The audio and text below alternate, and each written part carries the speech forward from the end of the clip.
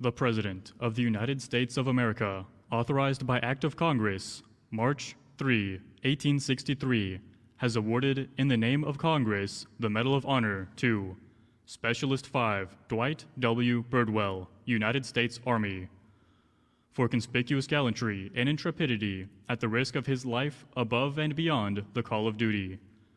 Specialist 5 Dwight W. Birdwell distinguished himself by acts of gallantry and intrepidity above and beyond the call of duty while serving with C Troop, 3rd Squadron, 4th Cavalry, 25th Infantry Division in the Republic of Vietnam on 31 January 1968. On this date, C Troop was ordered to move south to help repel an enemy attack on Tan Son Nhut Air Base. As the C Troop column of tanks and armored personnel carriers approached the west gate of Tan Son Nhut Air Base, it came under intense enemy fire from a building to its right. Unbeknown to C Troop, it had driven directly into an enemy force consisting of 3 battalions. The column tried to push through the initial attack, but the lead tank, crippled by a rocket-propelled grenade explosion, was blocking the way forward. C Troop immediately came under heavy enemy fire from both sides of the road. Specialist 5 Birdwell, upon seeing that his tank commander was wounded by enemy fire, immediately went to his aid. Under intense enemy fire, he lowered the injured tank commander to the ground and moved him to safety. Specialist 5 Birdwell then, with complete disregard for his own safety, mounted the tank and assumed the tank commander's position. Standing in the tank commander's hatch with the upper half of his body exposed to heavy enemy fire, Specialist 5 Birdwell used the tank's 50 caliber machine gun and 90 millimeter main gun to suppress the enemy attack. With the ammunition for the 90 millimeter main gun exhausted, he continued to fire the 50 caliber machine gun until it overheated. At this point, Specialist 5 Birdwell, rather than abandoning his position, continued to engage the enemy with his M16 rifle, sometimes exposing his entire body to enemy fire in order to engage the enemy from a better vantage point. When a United States helicopter crashed nearby, Specialist 5 Birdwell, under withering enemy fire, dismounted and moved to the helicopter, where he returned with 2 M60 machine guns and ammunition.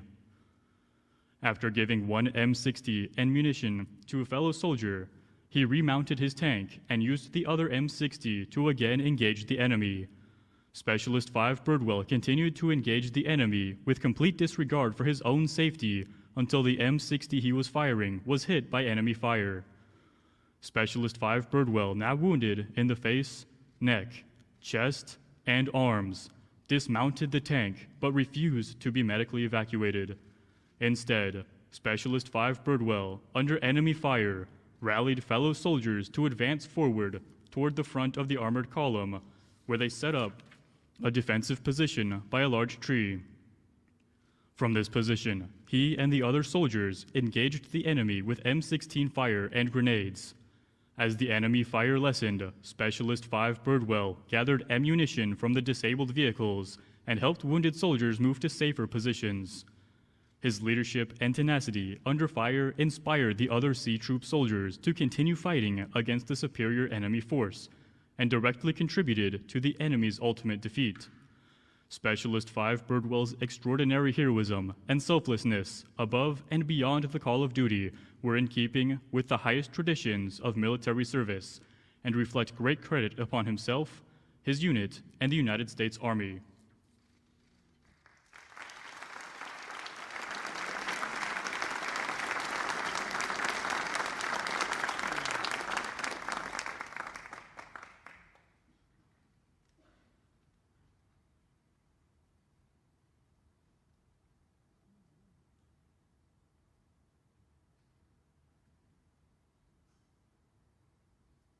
At this time, the Medal of Honor flag will be presented by the Secretary of Defense.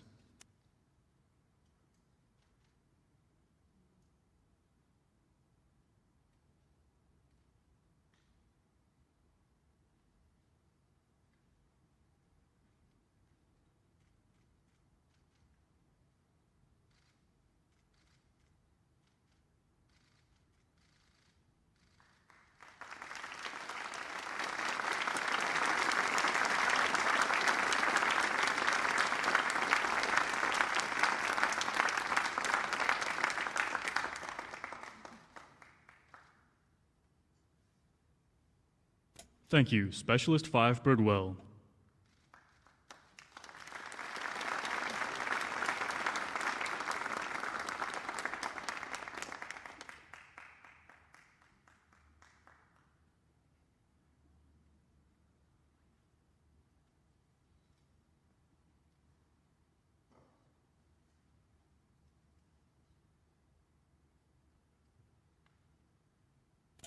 Specialist 5, Dennis M. Fujii. Please join Secretary Austin, Secretary Wormuth, General Milley, and General Martin for the induction ceremony. Ladies and gentlemen, please remain seated during the presentations.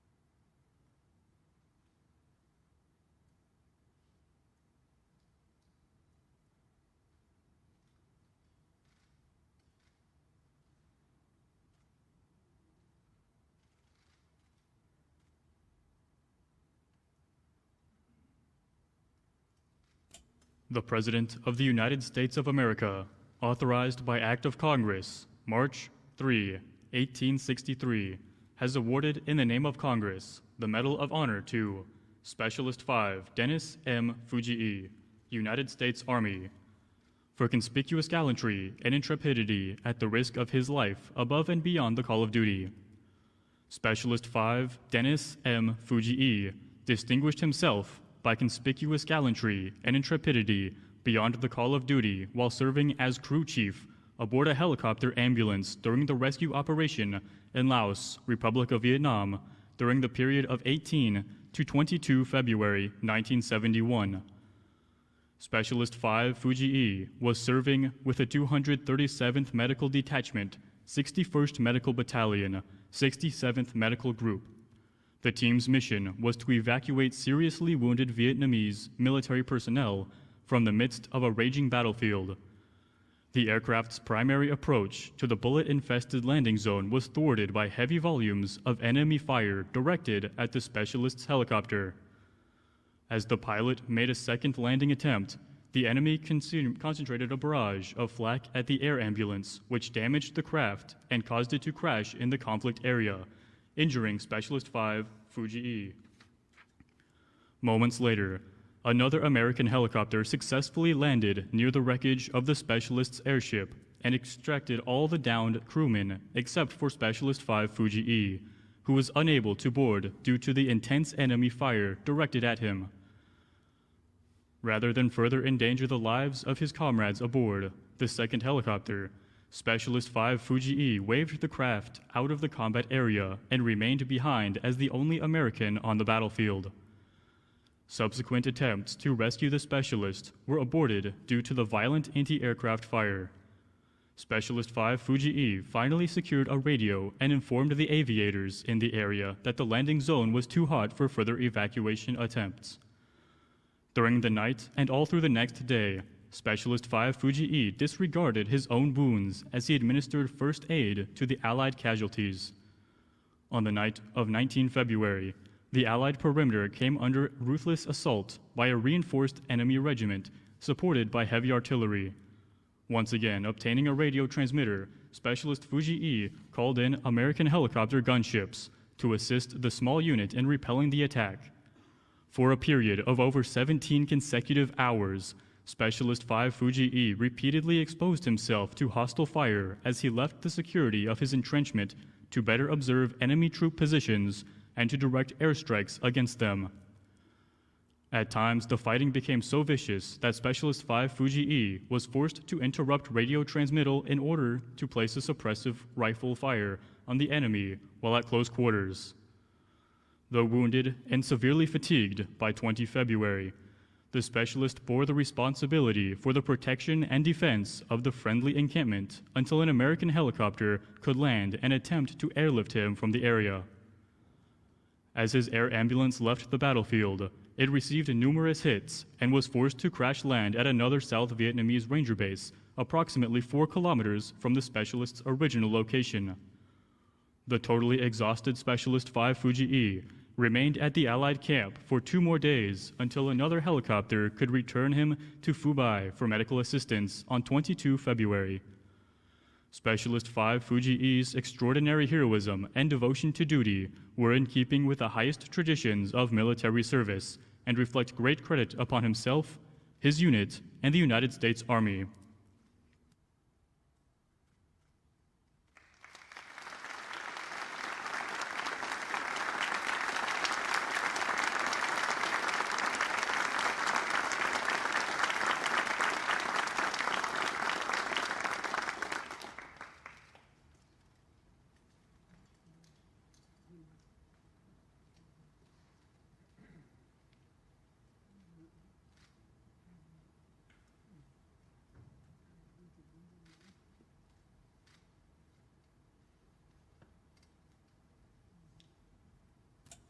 At this time, the Medal of Honor flag will be presented by the Secretary of Defense.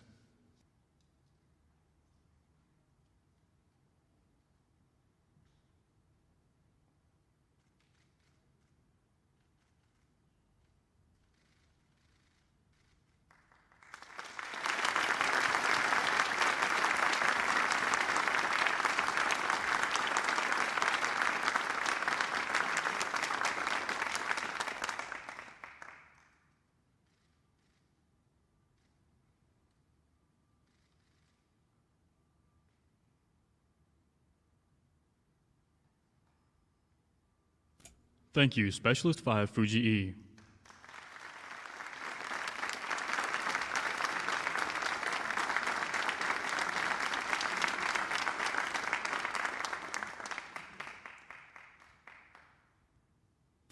Major Retired John Duffy, please join Secretary Austin, Secretary Wormuth, General Milley, and General Martin for the induction ceremony.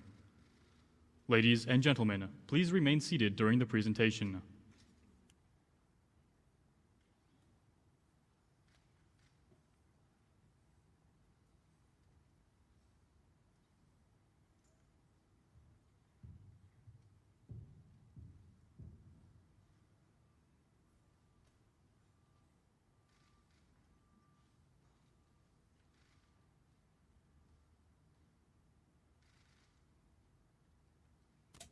The President of the United States of America, authorized by Act of Congress, March 3, 1863, has awarded, in the name of Congress, the Medal of Honor to Major John J. Duffy, United States Army, for conspicuous gallantry and intrepidity at the risk of his life above and beyond the call of duty. Major John J. Duffy distinguished himself by acts of gallantry and intrepidity above and beyond the call of duty while serving as the senior advisor to the 11th Airborne Battalion, 2nd Brigade, Airborne Division, Army of the Republic of Vietnam in the Republic of Vietnam during the period of 14 to 15 April 1972. In the 2 days preceding the events of the 14th to 15th April 1972, the commander of the 11th Airborne Battalion was killed. The battalion command post was destroyed, and Major Duffy was twice wounded, but refused to be evacuated. Then, on 14 April, Major Duffy directed the defense of Fire Support Base Charlie, which was surrounded by a battalion-sized enemy element. In the morning hours, after a failed effort to establish a landing zone for resupply aircraft, he moved close to enemy anti-aircraft positions to call in airstrikes. At this time, Major Duffy was again wounded by fragments from a recoilless rifle round and again refused medical evacuation. Shortly thereafter, the enemy began an artillery bombardment on the base, and he remained in exposed positions to direct gunships on the enemy positions, which eventually silenced the enemy fire. Following the bombardment, Major Duffy assessed the conditions on the base and personally ensured the wounded friendly foreign soldiers were moved to positions of relative safety, and the remaining ammunition was appropriately distributed among the remaining defenders. Shortly thereafter, the enemy resumed indirect fire on the base, expending estimated 300 rounds. Nevertheless, he remained in an exposed position to direct fire gunships on the enemy positions. In the late afternoon hours, the enemy began a ground assault from all sides of the firebase, and Major Duffy moved from position to adjust fire, spot targets for artillery observers, and ultimately to direct gunship fire on a friendly position which had been compromised. As the evening wore on, it became clear that the defenders could not withstand the overwhelming enemy forces, and he began to organize an evacuation of the firebase under the cover of night. With the goal of a complete withdrawal, Major Duffy was the last man off the base, remaining behind to adjust the covering fire from gunships until the last possible moment. When the acting battalion commander was wounded, he assumed command of the evacuation and maintained communication with the available air support to direct fire on the enemy. In the early morning hours of 15 April, the enemy ambushed the battalion, inflicting additional casualties and scattering some of the able-bodied soldiers. Major Duffy organized defensive positions during the ambush and ensured the friendly foreign forces could successfully repulse the enemy. After withstanding the ambush, he led the evacuees, many of whom were significantly wounded, to an established evacuation area, despite being continually pursued by the enemy. Upon reaching the exfiltration site, Major Duffy directed gunship fire on enemy positions and marked a landing zone for the helicopters. Only after ensuring all the evacuees were aboard did Major Duffy board while also assisting a wounded friendly foreign soldier in with him. Once on board, he administered aid to a helicopter door gunner who had been wounded during the evacuation. Major Duffy's extraordinary heroism and selflessness above and beyond the call of duty were in keeping with the highest traditions of military service and reflect great credit upon himself, his unit, and the United States Army.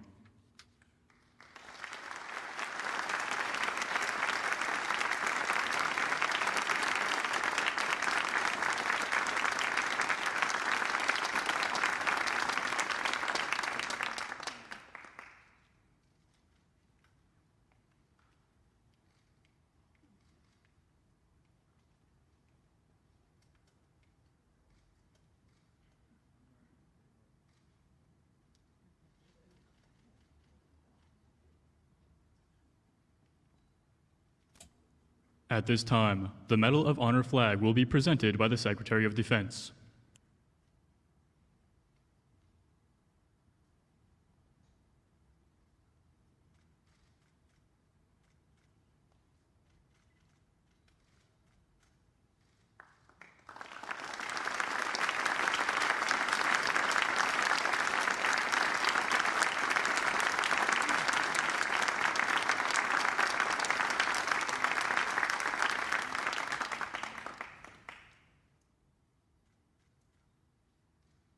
Thank you, Major Duffy.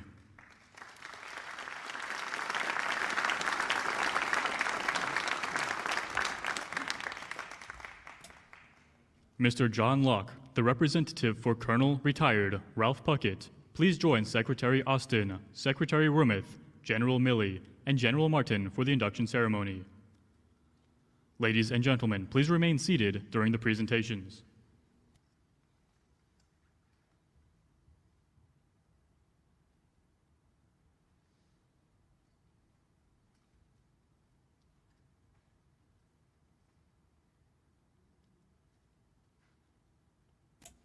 The President of the United States of America, authorized by Act of Congress, March 3, 1863, has awarded in the name of Congress the Medal of Honor to First Lieutenant Ralph Puckett Jr., United States Army, for conspicuous gallantry and intrepidity at the risk of his life above and beyond the call of duty.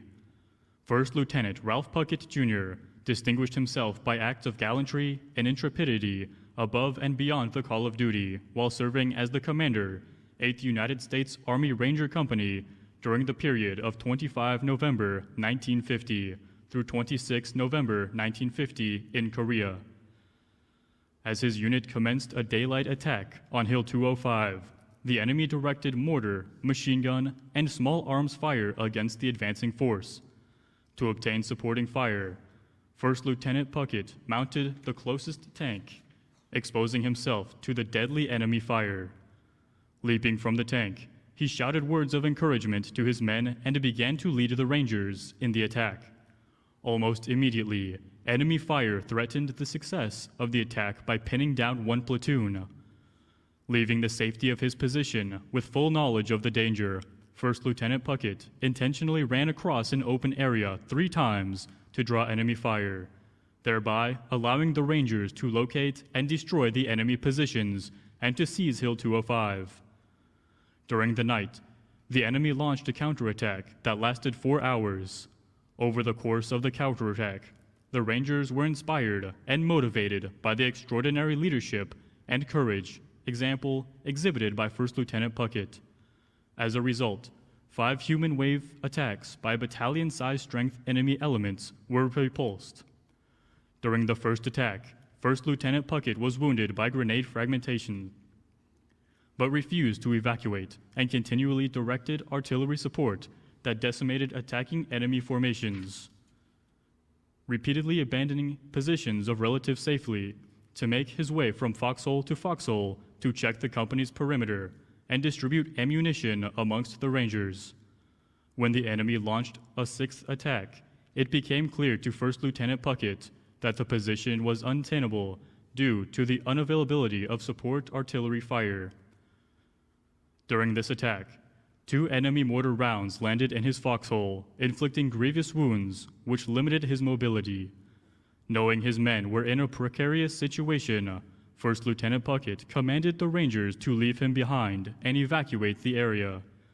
Feeling a sense of duty to aid him, the Rangers refused the order and staged an effort to retrieve him from the foxhole while still under fire from the enemy. Ultimately, the Rangers succeeded in retrieving First Lieutenant Puckett, and they moved to the bottom of the hill, where First Lieutenant Puckett called for devastating artillery fire on top of the enemy-controlled hill. First Lieutenant Puckett's extraordinary heroism and selflessness above and beyond the call of duty were in keeping with the highest traditions of military service and reflect great credit upon himself, his unit, and the United States Army.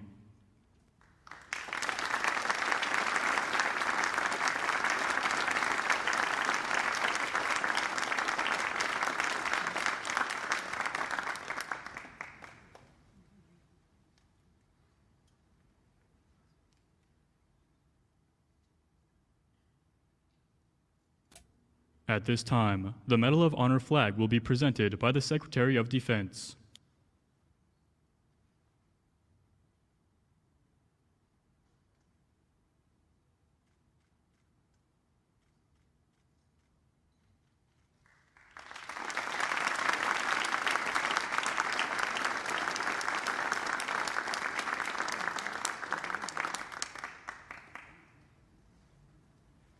Thank you, Mr. Luck.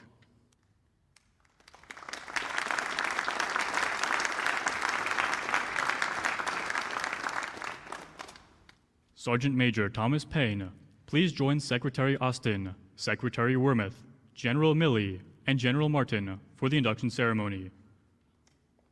Ladies and gentlemen, please remain seated during the presentations.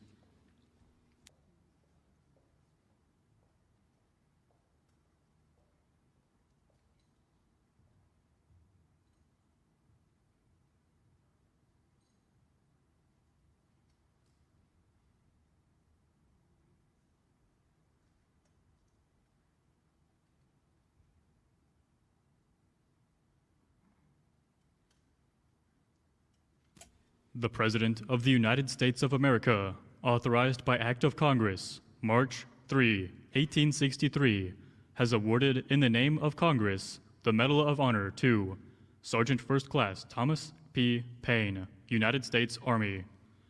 for conspicuous gallantry and intrepidity at the risk of his life above and beyond the call of duty. Sergeant First Class Thomas P. Payne distinguished himself by conspicuous gallantry and intrepidity above and beyond the call of duty on October 22, 2015, during a daring nighttime hostage rescue in Kirkuk Province, Iraq, in support of Operation Inherent Resolve. Sergeant Payne led a combined assault team charged with clearing one of two buildings known to house the hostages. With speed, audacity, and courage, he led his team as they quickly cleared the assigned building, liberating 38 hostages. Upon hearing a request for additional assaulters to assist with clearing the other building, Sergeant Payne, on his own initiative, left his secured position, exposing himself to enemy fire as he bounded across the compound to the other building, from which entrenched enemy forces were engaging his comrades. Sergeant Payne climbed a ladder to the building's roof, which was partially engulfed in flames, and engaged enemy fighters below with grenades and small arms fire. He then moved back to the ground level to engage the enemy forces through a breach hole in the west side of the building.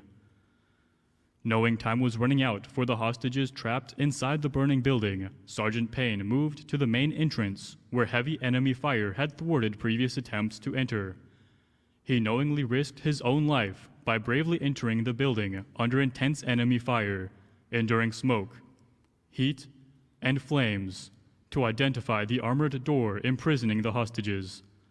Upon exiting, Sergeant Payne exchanged his rifle for bolt cutters and again entered the building, ignoring the enemy rounds impacting the walls around him as he cut the locks on the complex locking mechanism.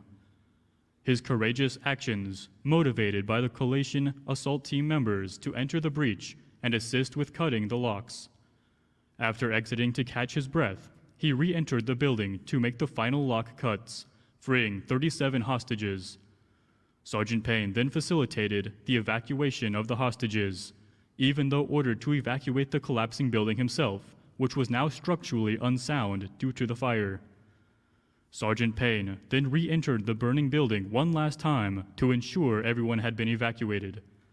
He consciously exposed himself to enemy automatic gunfire each time he entered the building.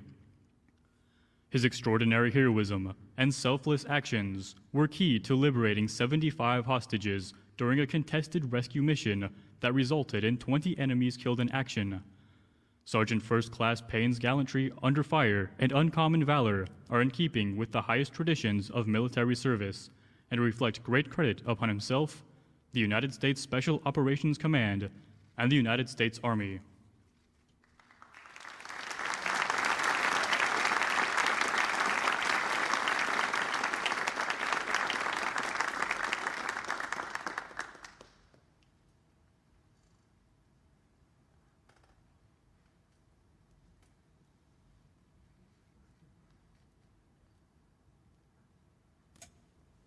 At this time, the Medal of Honor flag will be presented by the Secretary of Defense.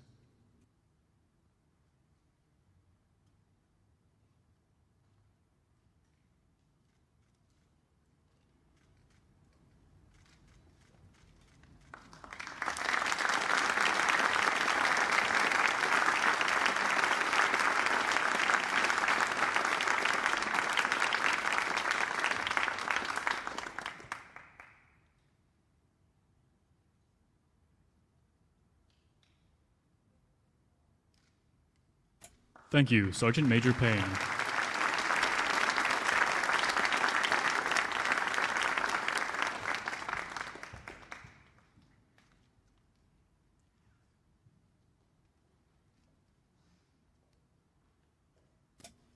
Mrs. Valoria, Ms. Axon Shelsted, Specialist 5 Birdwell, Specialist 5 Fujii, Major Duffy, and Mr. Locke. Please join senior leaders and Sergeant Major Payne on the stage.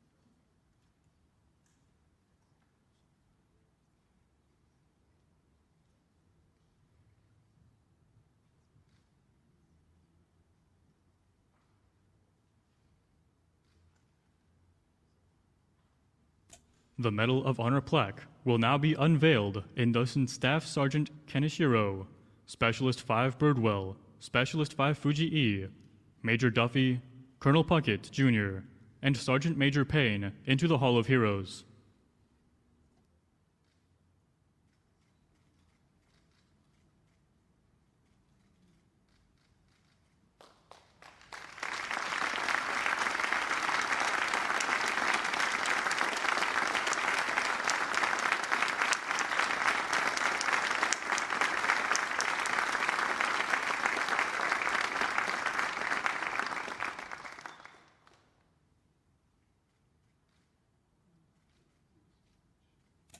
Thank you, Secretary Austin, Secretary Wormuth, General Milley, General Martin, Specialist 5 Birdwell, Specialist 5 Fujii, Major Duffy, Mr. Locke, and Sergeant Major Payne.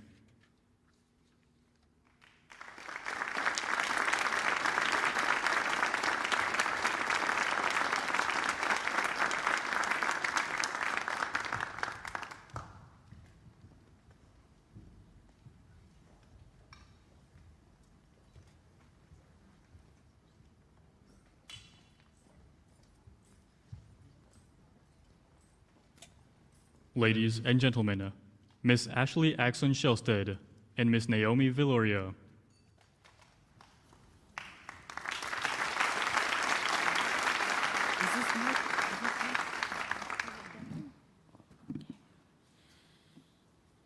Good morning. My name is Naomi Villoria, here with my niece, Ashley Axon Shelsted, to represent the Kaneshiro family.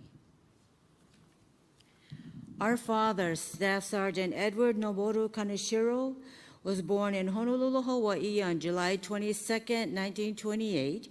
He came from a large family, the 8th child of 16 siblings. After graduating from Leilehua High School in Wahiawa on the island of Oahu, he worked on the family farm for almost 10 years before joining the Army.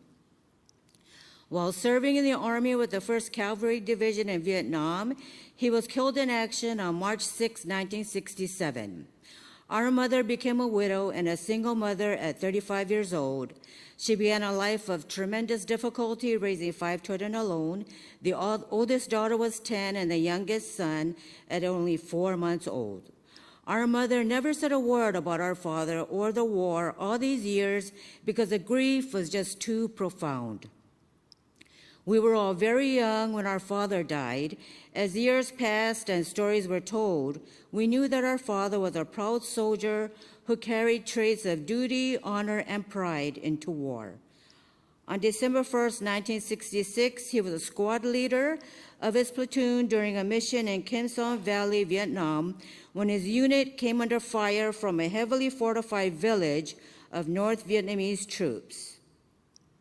Without being told what to do by anyone, he crawled forward to attack it alone, using 6 grenades and an M16 rifle. His brave and selfless act not only saved the lives of U.S. soldiers, but also resulted in success for the next mission of the Army forces. Sadly, just 3 months later, he was killed by enemy fire. As we grew up, we were able to read and learn about our father through conversations with relatives and reading newspaper articles. We realized how heroic his actions were when we learned that he was recommended for the Medal of Honor. We were all well aware that this was the highest honor the country could bestow on a serviceman. My youngest brother, John, helped add to that perspective. He followed in our dad's footsteps as an American soldier, and we were very proud. John accepted the Medal of Honor from President Joe Biden yesterday on behalf of the Kaneshiro family. John joined ROTC during high school and joined the U.S. Army upon graduating. He continued his service as an Army reservist and completed 2 deployments to the Middle East during Operation Iraqi Freedom. He carried on the legacy of Army service. From what we remember from our childhood, we recall our dad being a very quiet and humble man. We believe he would not want attention directed at him because we presume he thought all he did on the battlefield was his duty. We believe our dad would have been honored to receive the Medal of Honor, but would not want all of us. This week has shed new light above his bravery. Though my mother never spoke of the war or my father's military service, she too would have been so proud. Our mother passed away this year on April 10th at the age of 90, and will rest in peace with our dad at the Punch Bowl National Cemetery of the Pacific in his home state of Hawaii on July 22nd, which happens to be his birthday. Our family is extremely honored and overwhelmed with gratitude that our father's heroic actions to save his fellow soldiers and his duty to country has finally been recognized with this very prestigious award of the Medal of Honor and to be inducted into the Pentagon's Hall of Heroes. For our future generations, my niece Ashley has a few words to tell her grandpa.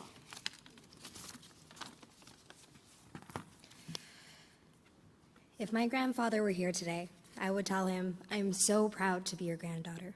I'm proud of your service and your bravery. I gave my son a middle name, Noboru, in your honor. His name is Sebastian Noboru Axon, and we will teach him our family traits you took into battles: duty, honor, and pride. And I will be so proud if my child decides to join the Army. I am so proud that you and Uncle John were soldiers, and I am proud of the American soldier. And to all the soldiers who served with my grandpa, thank you. And for all those who served and are still serving, thank you. Our family is grateful and extremely proud that my grandfather, Staff Sergeant Edward Noboru Kaneshiro, is being inducted into the Hall of Heroes. Thank you.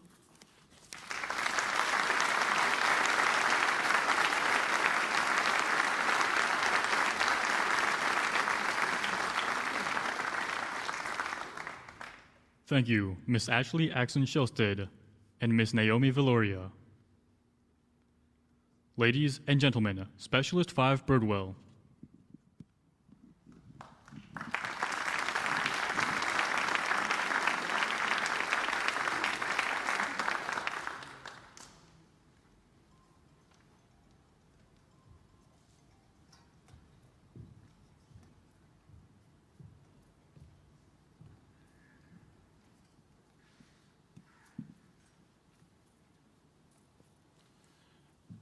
This may be a bit painful for me, and if I don't keep it short, it's going to be painful for you.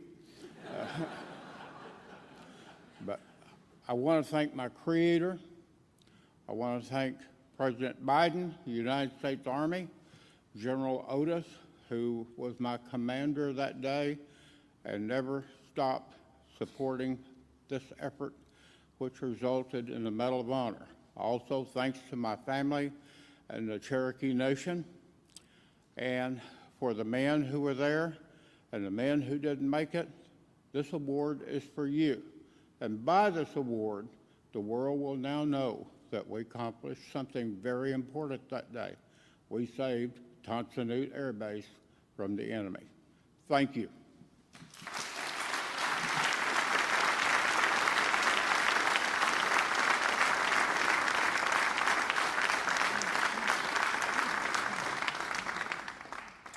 Thank you, Specialist 5 Birdwell. Ladies and gentlemen, Major Duffy.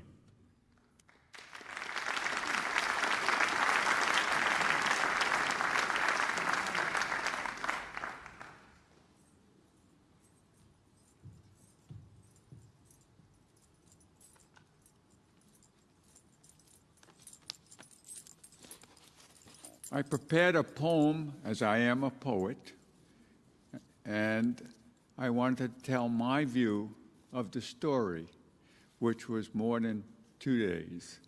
We were up on Charlie for almost 2 weeks. It's my retrospective on Charlie. I thought I would escape staff duty in Saigon. I volunteer for advisor duty with the Vietnamese Airborne. My associates describe me as foolish with the war winding down. Why get killed as we are pulling out? The Vietnamese can handle it. I disregard all their well-intentioned advice, as I am a soldier, and I have no desire to fight in a war zone from behind a desk. I put on my camouflage fatigues and my cocky red beret. Not too bad, if I say so myself. Now I am outfitted to join my paratroopers. I fight on Nui Badan, or translated Black Virgin Mountain. I fight in the Tainen Forest. Too many tunnels there. Next, I fight on Rocket Ridge in a place called Charlie. My team of 4 is short men. I am a team of 1. I air assault in with 470 paratroopers and come out with 37. We are surrounded by a division. Anti-aircraft guns ring Charlie. The landing zone is untenable with 10 anti-aircraft guns above us. Helicopters resupply is precluded as the NVA controlled the airspace above us. NVA artillery fire blows up my bunker with me still in it. I crawl out over the dead bodies, my head ringing from a concussion. My counterpart, the battalion commander, is killed. The XO, Major Lee May, assumes command of the battalion. NVA artillery fire blows up, start again, with 8 NVA battalions tasked to take Charlie base. Most on Charlie are wounded or killed in the battle. Medical evacuation is not possible for the wounded. Our orders are fight to the death. 2 weeks, the paratroopers fight even without ammunition. They fight with their bayonets and entrenching tools until it is get out or get killed in the next attack. Skedaddle, we choose. Lee May and myself becoming the rear guard. 1 battalion of NVA attacked on our western trench line. I request the gunship stop them as we are short on ammo. Flying low, machine guns and grenades expending, rockets blasting. The Cobras stopped the NVA, leaving them dead and dying. Ordnance expended and low on fuel, the Cobras depart. Lee May and I hunker down, maintaining a low profile. 2 NVA battalions come out of the jungle in a follow-up attack. We had withdrawn. They take our western trench line. They are befuddled, as their first attack had failed. They search for paratroopers, but none are there. They organize search party to sweep Charlie. They send a company to search east, moving towards us. They spot us. Melee fires at them. They take cover. A little more cautious now. They know where we are. The NVA soon open up upon us. Melee is hit and down. He's back up, again firing at them. No way he can stop them. I'm on the radio. The Cobras are coming back, coming in above us. Get down, get down. The choppers are incoming with guns blazing.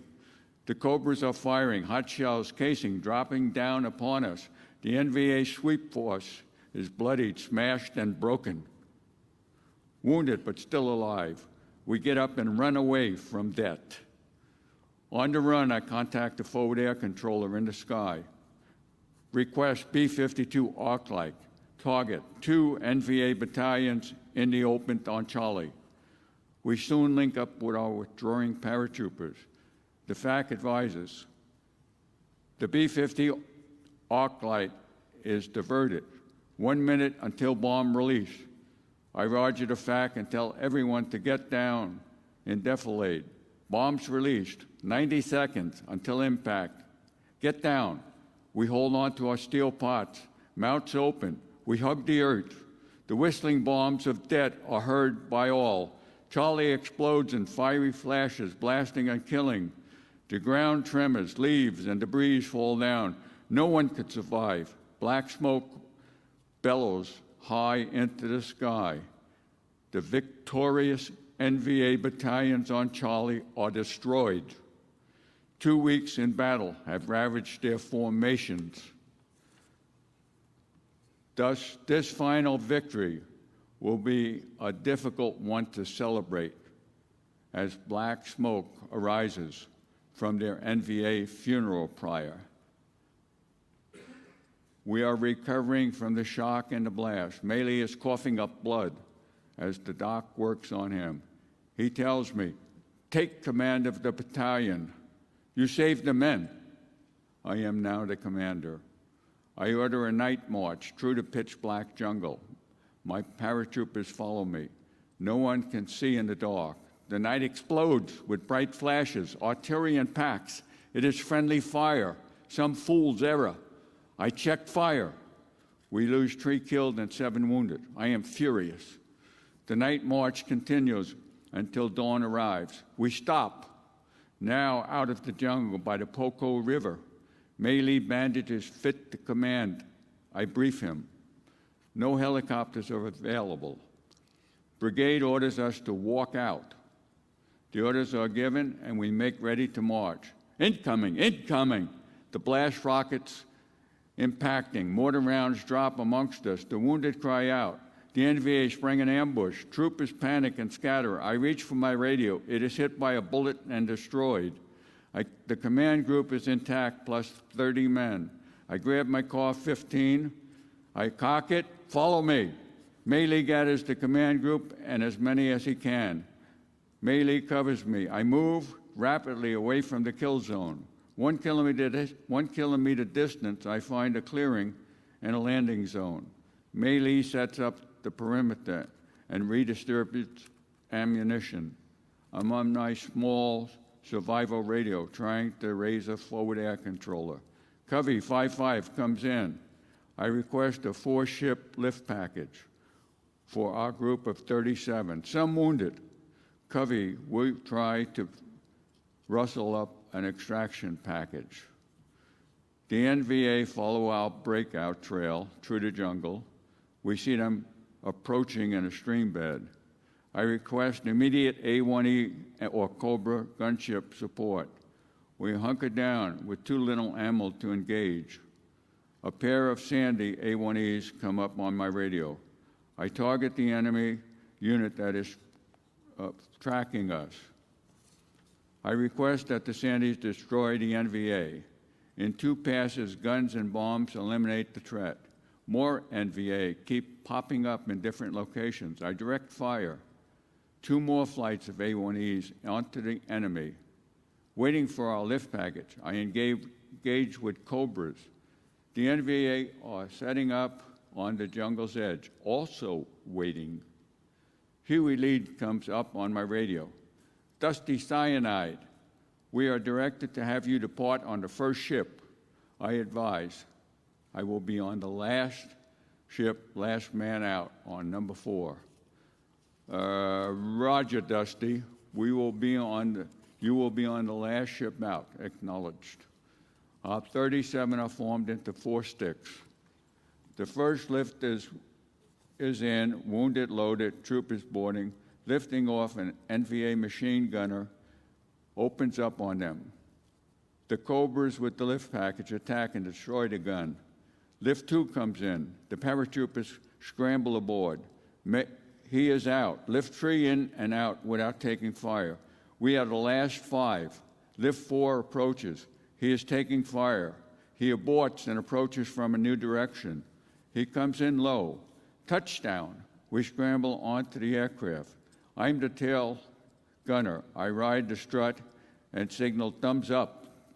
Ping, ping, ping, ping. The chopper is riddled by gunfire. Captain High, hit in the leg, falls out of the helicopter. On the strut, I grab his webbing and fling him back inside. Melee helps me pull him in and starts treating his wound. The crew chief is shot out, twisting in the wind. His tether holding him in trail behind the aircraft. I pull him inside and find the entry wound in his chest. I quick patch his wound and I look for the exit wound. It is big and it is bubbling. I start to treat him. The bubbles stop.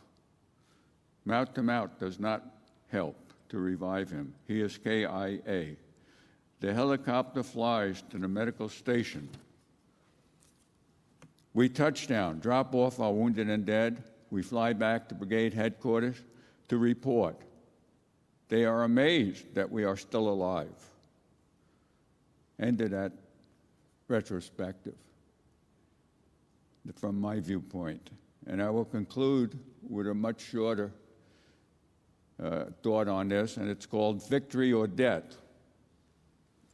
Nullus victor in Latin. The battle for Fire Base Charlie was consuming. It killed those who tried to take the base. Battalions of NVA vanished in the maelstrom. The paratroopers holding Charlie suffered horrifically. It was a brutal battle, no quarter asked, none given. You killed the enemy, or the enemy killed you. It was simple formula, and it cost lives. Both sides offered up valor and courage. But in reality, it was a fight for survival. We all wanted to live, to see our families again. In war, there is only one winner and one loser. No one won on Charlie. Each side managed to lose. This is the dilemma in a battle of fight to the death, when each side forges ahead without regard to losses. The butcher's bill is atrociously high and sobering. Each side weeps for its losses and mourns the fallen. Thank you.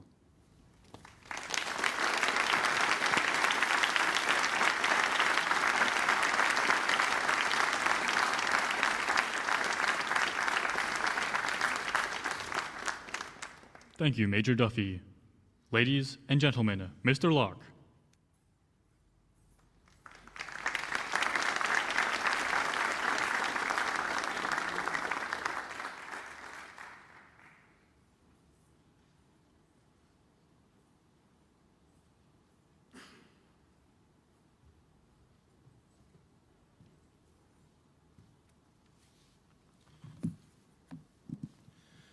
Good morning to our distinguished guests, and especially to Colonel Ralph Puckett's fellow Medal of Honor recipients and their families. He is honored to be considered one of you.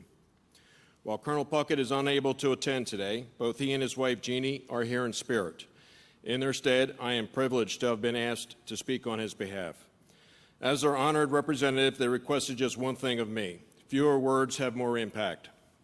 Given that Commander's guidance, I've opted for what I'll call Contingency Plan 3B.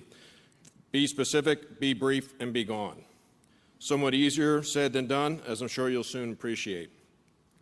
Colonel Puckett graduated from the United States Military Academy in 1949 as an infantry officer. With the outbreak of war in Korea the following year, he immediately volunteered to serve in the first major conflict of the Cold War. Recognized for his character to lead and passion to serve, Lieutenant Puckett was selected to organize, train, and command the newly created 8th Army Ranger Company.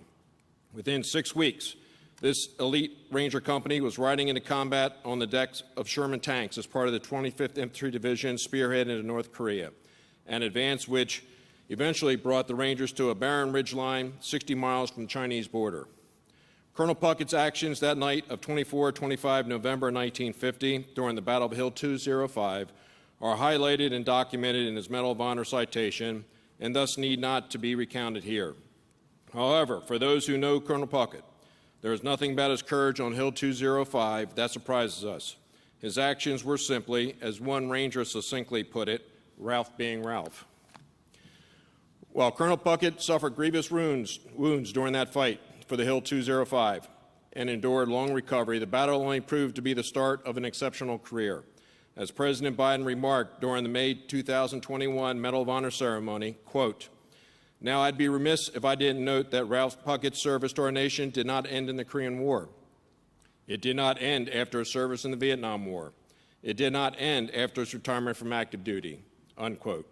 During Vietnam, Colonel Puckett would once again volunteer in 1967 for a tour of combat as a battalion commander in the 101st Airborne Division, where he earned the moniker the Ranger. It was a description exemplified on many an occasion, such as during one dire night-long firefight when a hard-pressed infantry platoon leader preparing for a defensive last stand recalled the effect on his battle-exhausted men. Quote, "Word of Colonel Puckett's arrival spread like wildfire. We all stiffened up and felt that nothing bad could happen now because a Ranger was with us." Unquote. Sharing the danger and hardships with his men epitomizes Ralph Puckett's warrior ethos of combat leadership. All told, by the time the Ranger retired in 1971, after 22 years of active duty service, his ribbon rack would reflect, among other awards, the Medal of Honor, the Distinguished Service Cross, 2 Silver Stars, 3 Legions of Merit, 2 Bronze Stars with V device for valor, 5 Purple Hearts, and 10 Air Medals. In addition, he has a Combat Infantryman's Badge with Star, the Special Forces tab, the Ranger tab, Master Parachutist Wings, and Columbian Lancero Ranger Badge. Though he himself would never say so, the case be made that he is the most decorated soldier for valor in U.S. Army history. Retirement from active duty did not signal an end to service, though. For the next 20 years, the Ranger continued to focus on the leadership and teamwork development of youth until 1990, when the Pucketts returned home to Columbus Fort Benning, Georgia. There, the colonel became a prominent speaker and instructor regarding all topics infantry and leadership related. In 1992, he was an inaugural inductee into the U.S. Army Ranger Hall of Fame. From 1996 to 2008, he served as the honorary colonel of the 75th Ranger Regiment, an unprecedented and unequaled 12-year period under 7 consecutive regimental commanding officers, a period of time that included trips to both Iraq and Afghanistan, where his Rangers helped him celebrate his 80th birthday. Honors continued to follow the colonel to include selection as a 2004 Distinguished Graduate of West Point and a 2007 recipient of the Infantry's Doughboy Award. Such honors, though, were only a byproduct of leadership philosophy that also embraced social change within the Army. As a leader, Colonel Puckett was all-inclusive. Though President Truman had only recently desegregated the Army in 1948, Lieutenant Puckett selected 2 African Americans to serve with the 8th Army Ranger Company in 1950. To quote the colonel later, "We were all Americans. Our blood was the same color, red." Later in 2015, when women were authorized to attend the U.S. Army Ranger School, Colonel Puckett was one of the first to proclaim, if they meet the standards, they are Rangers. For decades, Colonel Puckett has mentored and counseled soldiers at all levels, from senior officers and non-commissioned officers to junior enlisted. General Sam McChrystal captured the essence of this by stating, quote, "If we measure Ralph Puckett's accomplishments and we only include the Medal of Honor, we are almost missing the point. Ralph Puckett's awards are thousands of young Rangers, many of whom were still fairly young, that he's touched by his example and his actions. That's the real monument to him," unquote. While I have my own personal Colonel Puckett stories over 30 years, when I reflect on who the colonel is and what he represents, it is not of the White House ceremony, with the President of the United States placing the Medal of Honor around his neck, or the dozens of senior officers and NCOs whom the colonel has so positively influenced over his decades of service in and out of uniform. It is not the overwhelming number of ribbons, badges, and patches on his uniform, or the awards and accolades conveyed to him by others. In reality, it is a singular picture taken the day prior to the White House ceremony, at a private lunch held in the colonel's honor at the Pentagon. Though being honored by the Secretary, Chief of Staff, Sergeant Major of the Army, what did this picture capture? It captured the then 94-year-old colonel in the corner of the room, speaking one-on-one with a young waiter. Those of us who know the colonel well know that given the choice between a general or a private to talk to mentor, the Ranger will always seek out the private first. The colonel's philosophy of leadership, his moral compass, is predicated on a cadet prayer that West Point graduates espouse.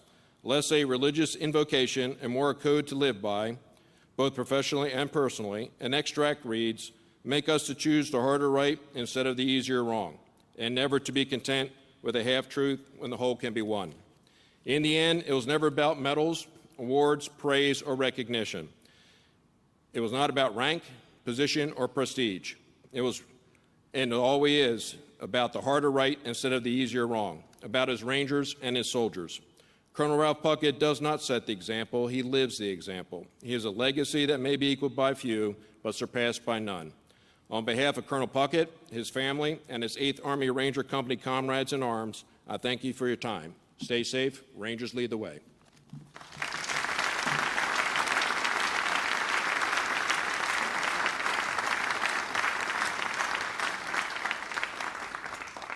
Thank you, Mr. Locke. Ladies and gentlemen, Sergeant Major Payne.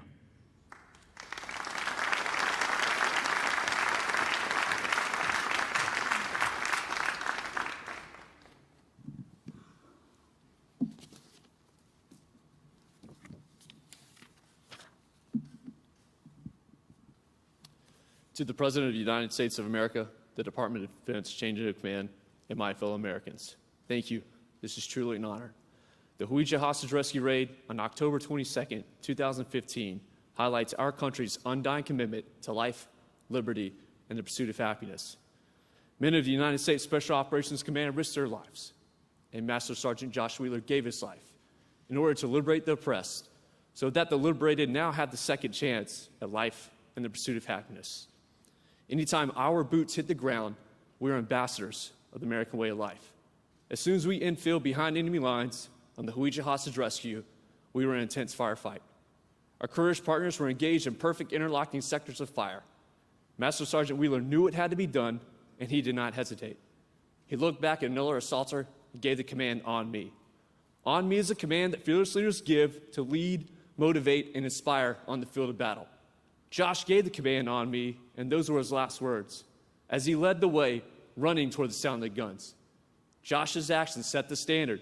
Now it was our duty to liberate the oppressed and complete the mission. Other assaulters held down the breach point, all the way down to their last magazine, while bullets were ripping through their uniform. I witnessed assaulters fearlessly fight on a rooftop of a burning building while engaging ISIS combatants as the enemy initiated multiple suicide vests right underneath our feet.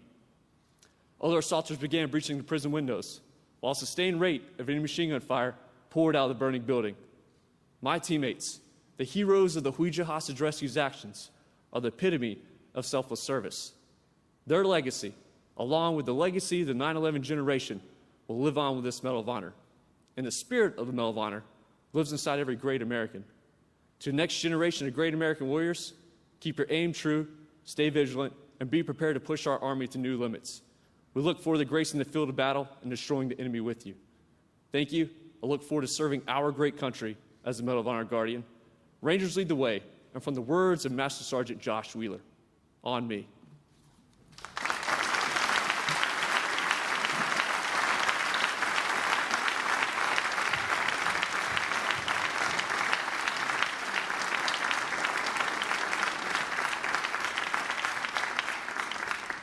Thank you, Sergeant Major Payne. Ladies and gentlemen, please stand and join in the singing of the Army Song. The words to the Army Song can be found in your program.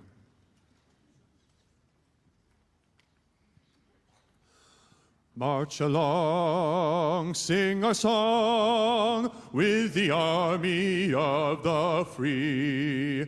Count the brave, count the true, who have fought to victory. We're the army and proud of our name. We're the army and proudly proclaim. First to fight for the right and to build the nation's might, and the army goes rolling along. Proud of all we have done, fighting till the battle's won, and the army goes rolling along.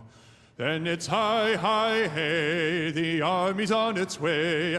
Count off the cannons loud and strong, for where'er we go, you will always know that the army goes rolling along.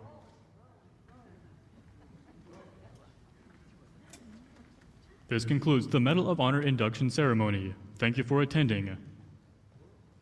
Ladies and gentlemen, please remain at your seats until the official party has departed Conmy Hall. Thank you.